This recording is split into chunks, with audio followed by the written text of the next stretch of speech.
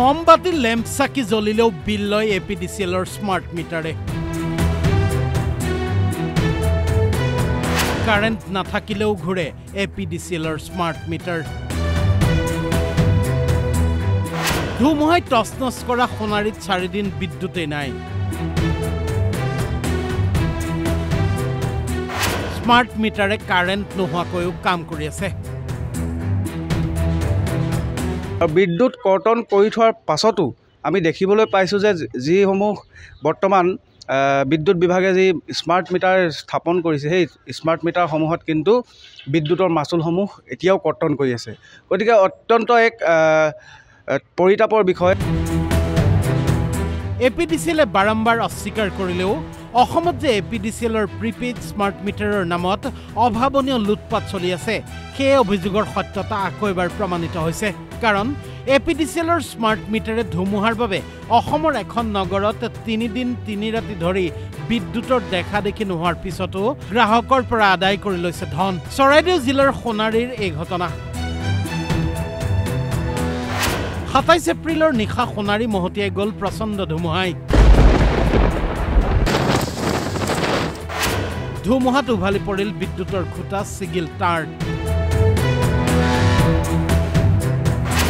বুধবাৰলৈকে বিদ্যুতেই নাই সোণাৰীত কাৰেণ্ট কাটি থোৱা সোণাৰীত গ্ৰাহকৰ স্মাৰ্ট মিটাৰ ঘূৰিয়ে আছে এজন দুজন গ্ৰাহকৰ ক্ষেত্ৰত নহয় 3-4 দিনে বিদ্যুৎ যোগান নথকা সোণাৰীত মমবাতি লেম্প চাকি জ্বলি থাকোঁতেও গোপনে ঘূৰি আছে প্ৰায় সকলো বিদ্যুৎ গ্ৰাহকৰ স্মাৰ্ট মিটাৰ ইলেক্ট্ৰিক তাঁৰ ছিগি খুঁটা বাগৰি থাকোঁতেও থমকি নৰয় স্মাৰ্ট মিটাৰ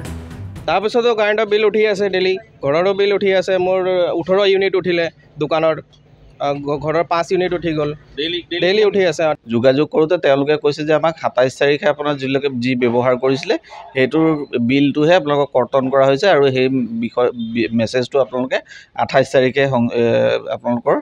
মাই বিজুলীত শ্ব' হৈছে কিন্তু কথাটো হ'ল পিছদিনাও 28 তাৰিখে আমাৰ ইয়াতো কোনো ধৰণৰ আমি বিজুলী ব্যৱহাৰ কৰা নাছিলোঁ বিদ্যুৎ ব্যৱহাৰ কৰা নাছিলোঁ কিন্তু 28 তাৰিখেও আমাৰ দেখা গৈছে যে আমাৰ মাই বিজুলীত আমাৰ